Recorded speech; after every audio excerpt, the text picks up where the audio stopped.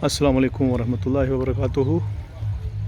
आज 2 जून 2024 है और ये फ़ालसे का पौधा है जो लुंगे सेरालून में हमने अपने घर में लगाया हुआ है। ये हम पाकिस्तान से लाए थे और इसको हमने यहाँ पे लगाया हुआ है। पिछले साल इस पे बहुत सारे फूल भी लगे थे और फ़ालसे भी लगे थे।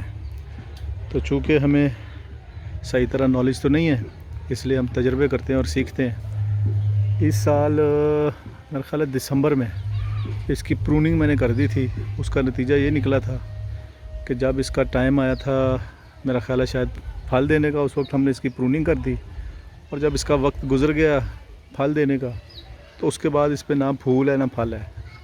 तो उम्मीद है अब अगले साल इस पे कुछ लगेगा। तो ये भी एक चीज़ होती है, जब आपको सही तरह नॉलेज ना हो तो बाज़ दफ़ा गलतियाँ भी होती हैं, लेकिन ये पार्ट ऑफ गेम है। तो ये है फ़ालसे का पौधा जो अल्लाह ताला के फजल से फैला हुआ है और इस पे अगर हम गलती से प्रूनिंग ना करते तो काफ़ी सारे फ़ालसे इस दफ़ा लगने थे। बहरहाल अल्लाह फजल करेगा, अगले साल इंशाल्लाह इस पे लग जाएंगे फिर।